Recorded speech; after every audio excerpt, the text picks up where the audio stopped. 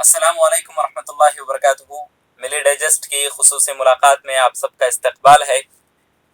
जैसा कि आप सब लोगों को मालूम है कि हिजाब का मसला उड़पी से शुरू हुआ था और कहीं ना कहीं इस्लामोफोबिया का रंग ये इख्तियार करके पूरी दुनिया में इसका एक असर हमें देखने को मिला और मुख्तलिफ मकामात पर मुसलमानों ने हिजाब के हक़ में जो है प्रोटेस्ट भी किए हैं और ये मसला जो है अभी हाई कोर्ट में चल रहा है। लेकिन कहीं ना कहीं ये जो हाई कोर्ट में मसला चल रहा है उसके बावजूद शरपसंद अनासिर ग्राउंड में अभी भी ऐसे कुछ काम कर रहे हैं, ऐसे कुछ हरकतें वो अंजाम दे रहे हैं जिसकी वजह से पूरे मुल्क को और पूरी कौम को उसकी वजह से शर्मिंदगी का सामना करना पड़ रहा है। तो इसी सिलसिले में बात करने के लिए हमारे साथ मौजूद हैं सिस्टर सादिया सईदा, और इससे पहले भी हमने आपके साथ गुफ्तगू की थी वुमेन सेफ्टी और सुली बुली डील्स के ताल्लुक से। तो सादिया सईदा मैम, आपका मिली डाइजेस्ट में इस्तकबाल है। तो नाजरीन, प्रोफेशनली सादिया मैम जो हैं वो एक लेक्चरर हैं और आपका ताल्लुक़ जो है गुलबर्गा से है। आप स्टेट लीडर हैं वुमेन्स इंडिया मूवमेंट की। तो शुरुआत करते हैं सादिया मैम। तो पहले मैं आपसे यही जानना चाहूँगा कि हिजाब का मसला जो शुरू हुआ था, काफ़ी लोगों को इसके बारे में बहुत कुछ मालूमात हुई हैं, लेकिन आज ऐसी कुछ चीज़ें हमें सोशल मीडिया पर देखने को मिली हैं जो वाकई में पूरी मुल्क के लोगों के लिए, मैं सिर्फ मुसलमानों के लिए ही इसको मैं ख़ास नहीं करूँगा, बल्कि एक औरत होकर के औरतों को बेहिजाब करने की भी जो तस्वीरें वीडियोस हमें देखने को मिली हैं, तो ये वायरल वीडियोस का जो मसला है इसको आप कैसे देखते हैं? सबसे पहले वालेकुम अस्सलाम रहमतुल्लाहि व बरकातुहू, और बहुत शुक्रिया कि आज आप फिर एक बहुत ही इम्पोर्टेंट इशू और टॉपिक के साथ बात करने के लिए आए हैं। मेरा ये मानना है कि लिटिल नॉलेज इज डेंजरस। एक इंग्लिश में कहावत है कि जब हमें कम मालूमात होती है तो वो ज्यादा खतरनाक हो जाती है। यानी illiterate is better than to have a little knowledge of anything. तो इसको मद्देनजर रखते हुए हम अपनी बात आगे बढ़ाएंगे। देखिए, हिजाब हिजाब क्या है, पहले तो हम एक मिनट में इसे समझने की कोशिश करते हैं कि आखिर हिजाब क्या है। हिजाब का मतलब है पर्दा, और पर्दे का हुक्म जो है वो कुरान में आया है हमारे पास। अब कुरान में जिस तरीके से पर्दे का हुक्म आया है कि अपने सरों पे और अपने जिस्म पे चादर खींच लो, ये लिटरेरी मीनिंग है उसके। ठीक है।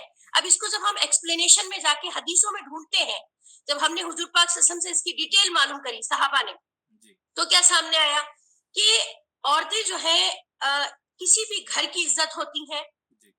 बेटी की शक्ल में अपने बाप की इज्जत होती है, बीवी की शक्ल में अपने शौहर की इज्जत होती है। हमारे पास इस्लाम में औरत को जो बेहतरीन दर्जा दिया गया है और जिस तरह से उसकी हिफाजत बताई गई है, ये एक डिग्निटी का मामला है। हिजाब को सिर्फ औरत के कपड़े पहनने से नहीं देखना है। हिजाब का मतलब है मॉडेस्टी, डिसेंसी, डिग्निटी। हमारे लिए ये बाइसे फख्र, बाइसे इज्जत, बाइसे हया भी है। तो बहरहाल, तो अब क्या होता है कि देखिए, पूरी दुनिया में अलग अलग तरीके से हिजाब को वेयर किया जाता है। कहीं पर क्या है कि फेस को भी पूरा कवर किया जाता है। इवन सऊदी अरब में आप देखिए, हाथ में भी ग्लव्स पहने जाते हैं। कहीं पर क्या है, जैसे कि मैं आपके सामने बैठी हूँ, ये भी हिजाब का एक तरीका है जिसमें फेस को खुला रखा जाता है। और हिजाब को पहनने के लिए अलग अलग कपड़े, मटेरियल और अलग अलग कलर का भी यूज किया जाता है। आप ये नहीं कह सकते कि काले कलर का अगर किसी ने हिजाब पहना है तो यही एक बुर्का है। हिजाब कई तरीके से होता है। ईरान वगैरह में आप देखिए, बड़ी चादरें वो लोग अपने सरों पे डाल लेती है। मलेशिया, थाईलैंड देखिए, उनके पास स्कार्फ होता है। अलग अलग तरह के हिजाब होते हैं। बहरहाल, अब हमारे पास क्या हो रहा है, देखिए, उडुपी में पीयू कॉलेज से ये मामला शुरू हुआ था कि कुछ लड़कियों को एंट्री मना कर दी गई और वो 2 महीने तक क्लासरूम के बाहर बैठी रही। ऐसा नहीं है कि ये कोई पहली बार हुआ है। मुस्लिम लड़कियों को हिजाब को लेकर और दूसरी चीजों को लेकर, जिसे कहते हैं कि आइडेंटिटी को लेकर, हमेशा से तंग किया गया है। और ये तंग कहाँ किया जाता है, उनको कहाँ उनको हरास किया जाता है। स्पेशली वो कॉलेजेस जहाँ पे अथॉरिटी में ऐसे लोग बैठे हों जो हिंदुत्व आइडियोलॉजी को बिलीव करते हैं। अब हिंदुत्व आइडियोलॉजी क्या है, मैं ज्यादा वक्त में नहीं बात करूंगी, तो प्रिसाइज करूंगी अपनी बात को। मुख्तसर देखें तो हिंदुत्व आइडियोलॉजी ये है कि हिंदुस्तान को एक हिंदू राष्ट्र बना देना है।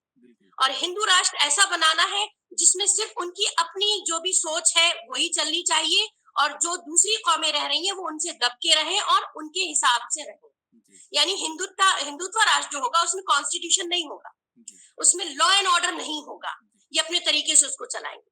तो जैसे तो कि कहीं ना आपने कहीं बात कही है कि इस सिलसिले में कि हिंदू आइडियोलॉजी इसके पीछे काम कर रही है, तो मनुस्मृति या मनुवाद जिसको कहते हैं कि उसमें भी ये चीज क्लियरली डिफाइन की गई है कि उनके दौर में या मनुस्मृति या मनुवाद का जो एक दौर है, एरा होता है, उसमें औरतों को तालीम से महरूम रखा जाता है। तो कहीं ना कहीं ये आपको लगता है कि ये उसी की एक कड़ी हो सकती है? जी बिल्कुल बिल्कुल, मैं आपको यही बताने की कोशिश कर रही हूँ कि जब हमने बात कर ली कि हिंदुत्व और हिंदू राष्ट्र की बात हो रही है तो उसमें सारी वो चीजें आ गई जो अनएथिकल होती है। ठीक है, यानी आप कह सकते हैं कि हिंदुत्व राष्ट्र बिल्कुल वैसे ही है जैसे शायद तालिबान जो है अफगानिस्तान को बनाना चाह रहे हैं कि उनके हिसाब से औरत को बिल्कुल निकलना नहीं चाहिए, पढ़ना नहीं चाहिए।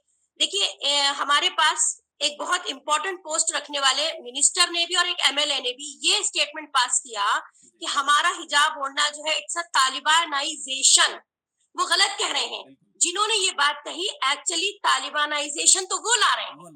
लड़कियों पे पाबंदी लगाना, अगर it is the part of Talibanization, अगर ये तालिबान का एक्ट है तो फिर इस वक्त पाबंदी लगाने वाले लोग कौन है? हिंदू तालिबान। एक बात ठीक है, हिंदू टेररिस्ट है।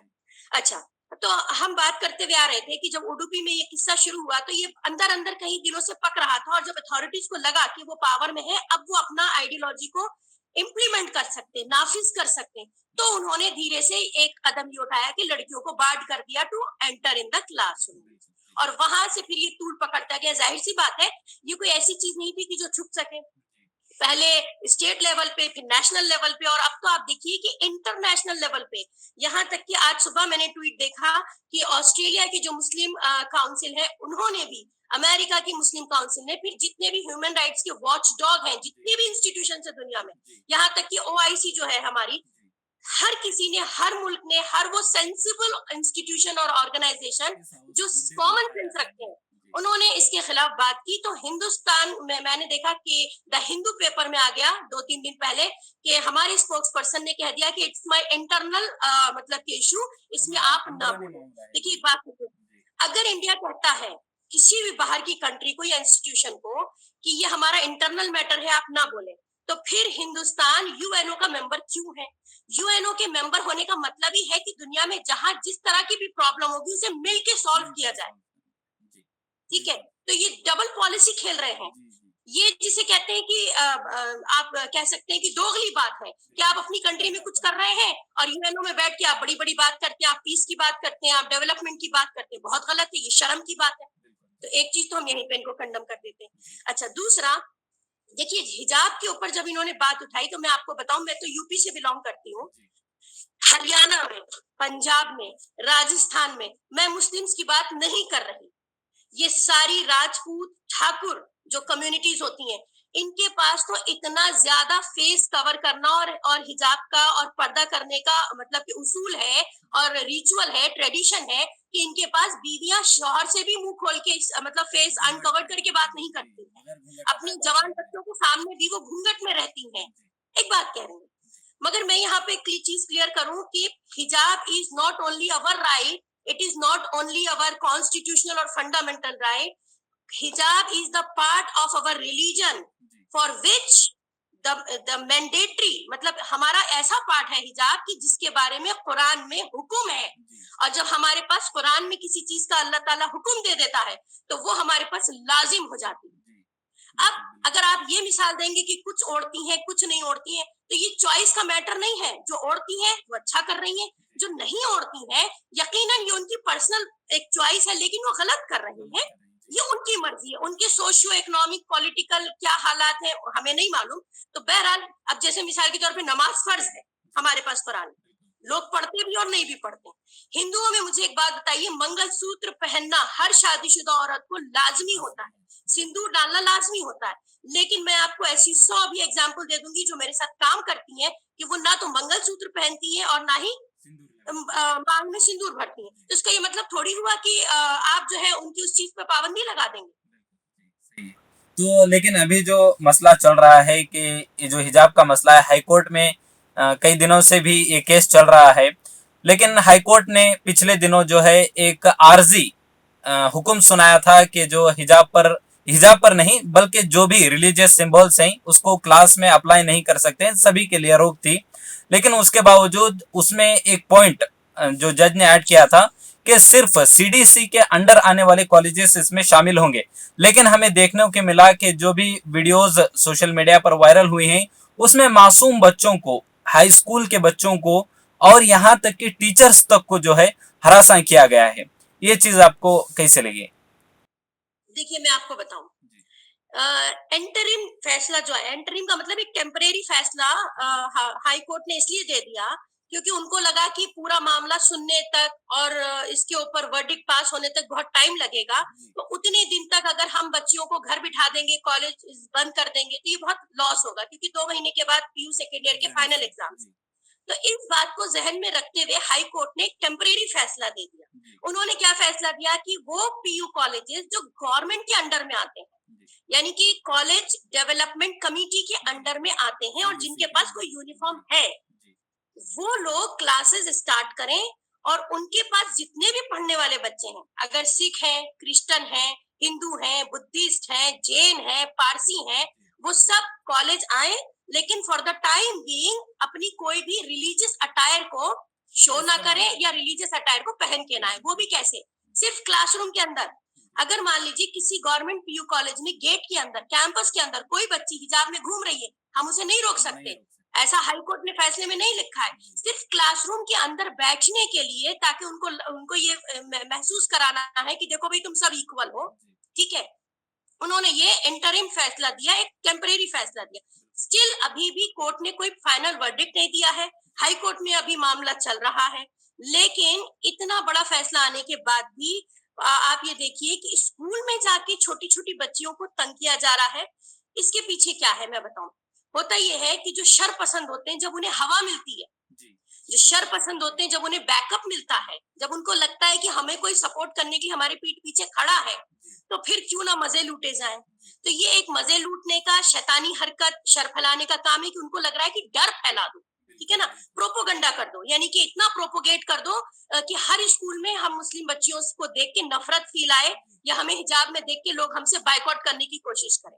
देखिए, अभी कुछ दिन पहले उत्तराखंड के एक गांव में एक बाइकआउट कॉल दिया गया था, जिसपे भी मेरा वीडियो आया था कि उन्होंने कहा था कि हम बाइकआउट करेंगे, सोशल इकोनॉमिक बाइकआउट।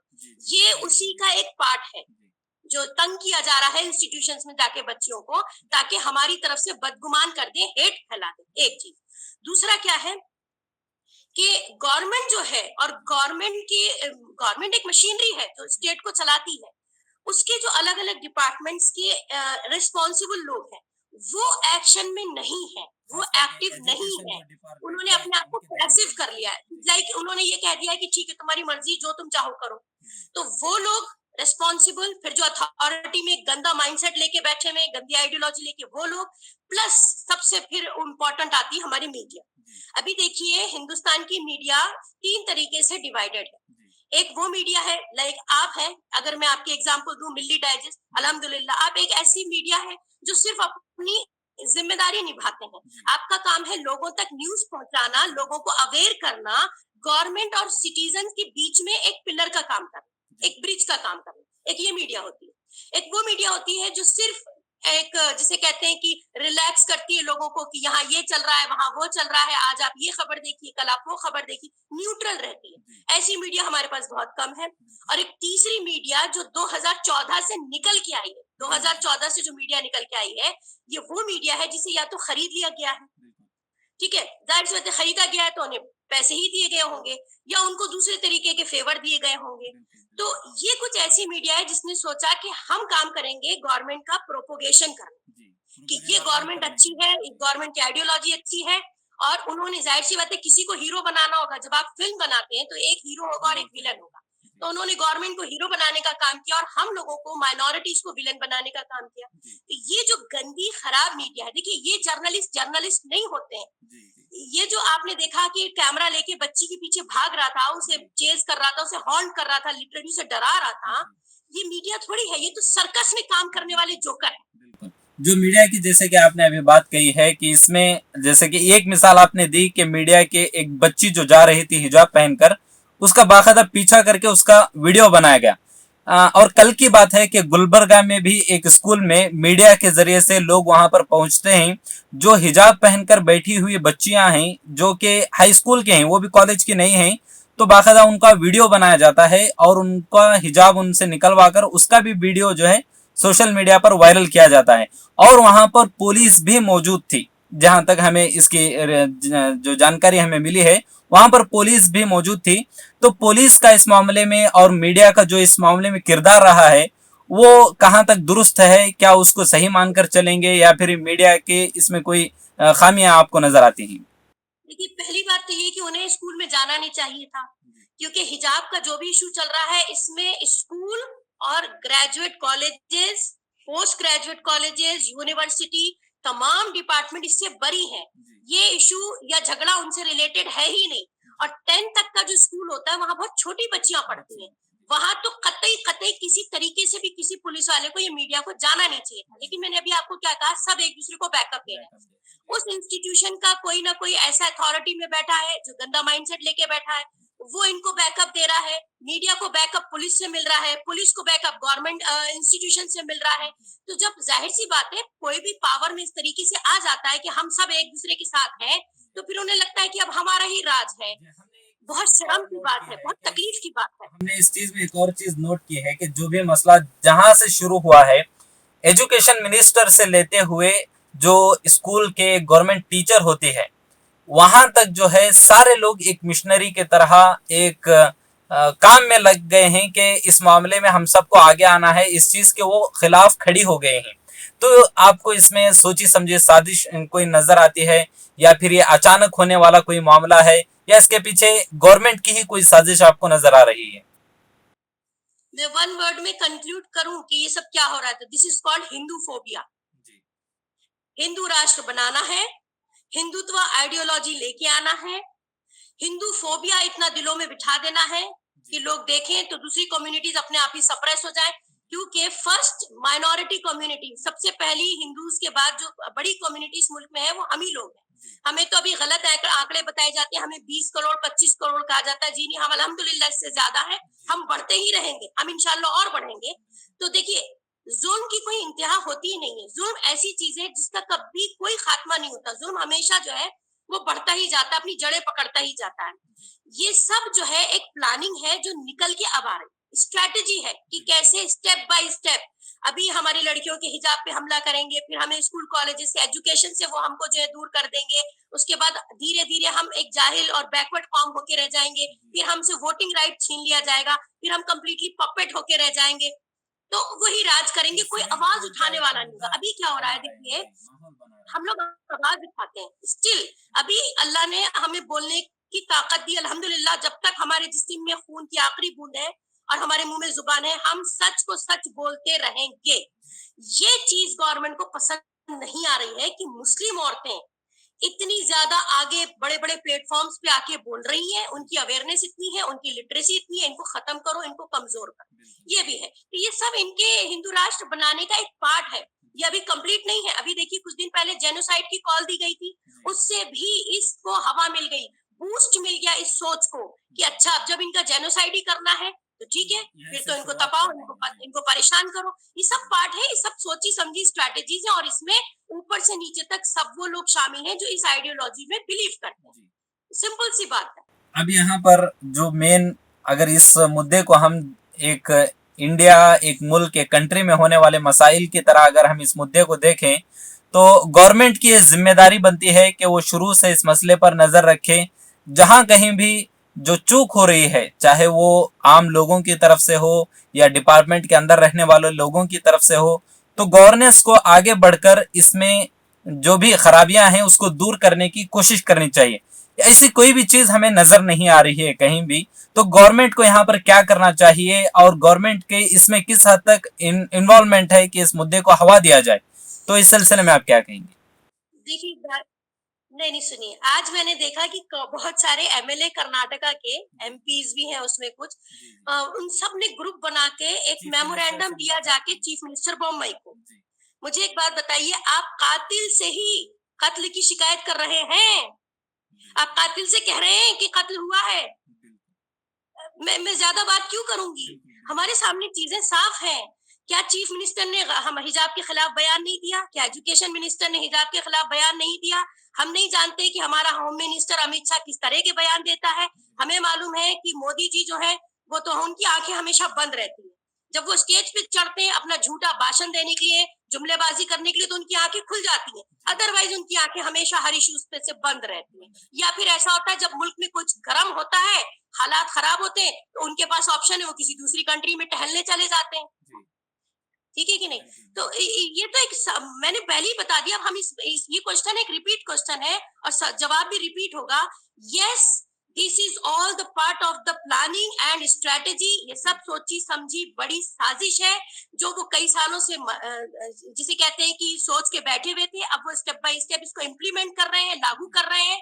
ठीक है, लेकिन इन सब चीजों में देखिए, हम बात कर रहे हैं गवर्नमेंट की, हम बात कर रहे हैं कहाँ कमी है, हम ये भी बात कर रहे हैं कि गलती किसकी है, हम ये भी बात कर रहे हैं कि मीडिया का, पुलिस का रोल बहुत शर्मनाक है। हम सब बात कर रहे हैं, लेकिन मैं आपके चैनल के थ्रू मेरे अपनी कम्युनिटी के लोगों से एक सवाल पूछना चाहूंगी। क्या हमने एक बार भी सोचा कि हमारे पास कमी कहाँ है? हमारे रेजिस्टेंस में कमी है?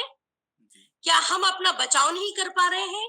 हमारी डिग्निटी पे आज आंच आ रही है, हम उसके लिए किस तरह से आवाज उठा रहे हैं? देखिए, गांधी जी ने नॉन वायलेंस टूल, सत्याग्रह टूल इस्तेमाल करते हुए ब्रिटिशर से मुल्क आजाद करा लिया।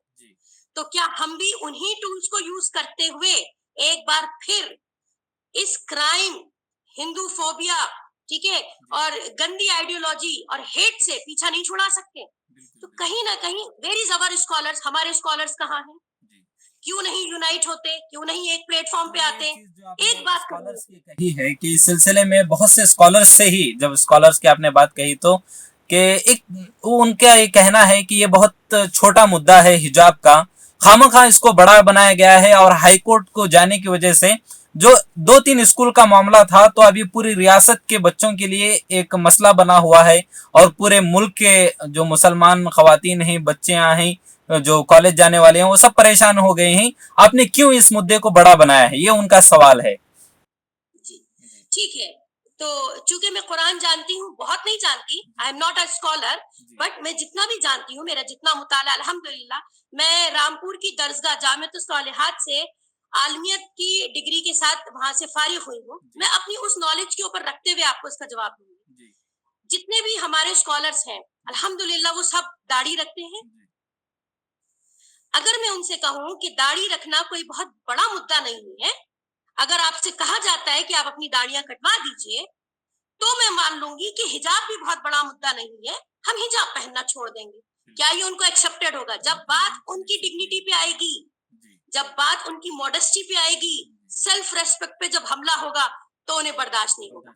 तो किस तरीके से आज वो हाँ में हाँ मिला रहे हैं, आज वो दोगलापन क्यों दिखा रहे हैं, वो हिपोक्रेट क्यों हो गए, मुनाफिकत क्यों दिखा रहे हैं, उनकी इसी मुनाफिकत की वजह से आज हम भुगत रहे हैं। और याद रखिए, वो स्कॉलर्स जो इस तरह के लिबरल बयान देते हैं या मिले जुले बयान देते हैं, उनके घर में भी बेटियां हैं, बीवियां हैं, उनकी बच्चियां हैं, बहनें हैं। वो क्या सोच रहे हैं कि वो दिल्ली में बैठे हैं तो क्या वो बच जाएंगे, या वो बरेली में बैठे हैं तो क्या वो बच जाएंगे? कतई नहीं। कर्नाटका से तो आग शुरू हुई है, ये फैलेगी। ये अभी हिंदुस्तान 2014 से एक जंगल हो चुका है, और आग जब भी फैलती है तो पूरे जंगल को पकड़ती है। ये आग है, ये फैलेगी, हमें इसको पानी डाल के रोकना। जी, आखिरी सवाल मैं आपसे सिस्टर सादिया सईदा मैं ये पूछना चाहूँगा, या फिर आपके ज़रिए से मैं मैसेज तमाम जो मुस्लिम भाई, जो बहनें हैं, हमारी माएँ हैं, उन तक ये मैसेज मैं आपके ज़रिए से पहुँचाने की ये इसलिए सवाल कर रहा हूँ कि आज जो जो कुछ वीडियोस हमने देखे हैं सोशल मीडिया पे, वो वाकई हमारे सरों को झुकाने वाले हैं। तो हर कोई औरत जो है या हर कोई जो कॉलेज जाने वाली बच्ची है, वो मुस्कान नहीं होती। जिस तरह से मुस्कान ने जो है अपनी आवाज उठाकर अल्लाह अकबर कहा कि उसने, वो बच्ची डटी रही, तो और बच्चियों में और औरतों में कहीं ना कहीं उसकी कमी हमें देखने को मिल रही है। तो ऐसी औरतें जो इसको अपना मुद्दा नहीं समझती, इसको अपना सेल्फ रिस्पेक्ट है, अपना राइट नहीं समझती हिजाब को लेकर के, उनके लिए आपकी तरफ से क्या मैसेज मिलेगा? जी, देखिए, मुस्कान की तो मैं यहाँ तारीफ करूंगी, नो डाउट। बच्ची ने बहादुरी का काम किया, डटी रही, और जो उसके साथ हो रहा था वो शर्मनाक था। पूरी दुनिया ने देखा मुस्कान का जो वीडियो है वो पूरी दुनिया में अल्हम्दुलिल्लाह वायरल हुआ, और होना चाहिए, क्योंकि हम चाहते हैं कि जो वॉच डॉग है ह्यूमन राइट्स के, वो देखें कि आखिर किस तरह माइनॉरिटी को यहाँ पे जो है दबाया जा रहा है, सप्रेस किया जा रहा है और ज्यादती हो रही है। ये हो गई एक चीज। हमारे पास जो कमी है वो है मॉरल सपोर्ट। हमारे पास जो कमी है वो है एनकरेजमेंट की। मुझे बताइए, CA-NRC पे वो शाहीन बाग ही तो था जिसने गवर्नमेंट को घुटने टिका दिए। तो जब एक शाहीन बाग उस वक्त बना था, तो एक दूसरा शाहीन बाग अब क्यों नहीं बन सकता? एक चीज क्या है कि हमें हमें हिम्मत कैसे आती है? देखिए, मेरे बोलने से हिम्मत नहीं आ जाएगी। हमें हिम्मत आती है जब हम अपने ईमान को टटोलते हैं। हमारा ईमान और हमारा दीन क्या है? दुनिया का बेहतरीन खूबसूरत मजहब है। क्या बताता है वो? अल्लाह ताला कुरान में कहता है, एक चींटी को भी हमें जरर नहीं पहुंचाना। किसी इंसान से, हमारे हाथ से और हमारी जुबान से हर दूसरा इंसान महफूज रहे। हम तकलीफ देने वालों में, वायलेंस करने वालों में बिल्कुल नहीं होते। मगर जो जितनी दे उससे उतना बदला लेने का हक है, ये हमारा इस्लाम भी कहता है, और ये जायज बात है, ये एथिकल है। दुनिया का हर कानून बोलेगा कि जाहिर सी बात है कि एक थप्पड़ के बदले एक थप्पड़ तो बनता है। तो मैं भी यही चाहूंगी कि हमारी औरतों को उसी तरह एकजुट होना चाहिए। अपनी सोच, अपनी आइडियोलॉजी, अपने लिबरल ख्यालात, आप हिजाब करती है कि नहीं करती है, आप किस फिरके से हैं, ये सब उठा के आप किनारे रख दीजिए। इस वक्त हमें सिर्फ एक चीज पे कंसंट्रेट करना है, Muslim women is now under attack. हमारी डिग्निटी, हमारी खुददारी, हमारी सेल्फ रेस्पेक्ट पर इस वक्त आंच आ रही है। हाथ डाल के हमारे हिजाब सरों से खींचे जा रहे हैं। आप कैसे खामोश बैठ सकती हैं? अगर आप यहाँ बैठ गई तो आपको हश्र के मैदान में जवाब देना पड़ेगा। तो मैं चाहूंगी कि आए, एक साथ जुड़े, क्योंकि देखिए, unite we stand, divide we fall.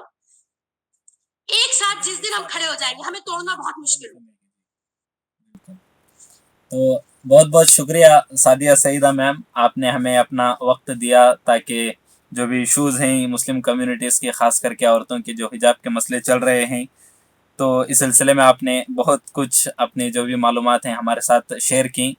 तो हम उम्मीद करते हैं कि जो भी नाज़रीन हमें देख रहे हैं वो इन सब से सबक सीखेंगे कि ऐसे जो भी मसाइल जो शुरू हुए हैं, हम ये नहीं कह सकते कि ये ख़त्म होने वाले हैं, जो शुरू हुए हैं अभी अभी, वो आइंदा और इसके जो है पैंतरे बदल बदल के हमारे सामने और भी बहुत चीज़ें हमारे सामने आएंगी।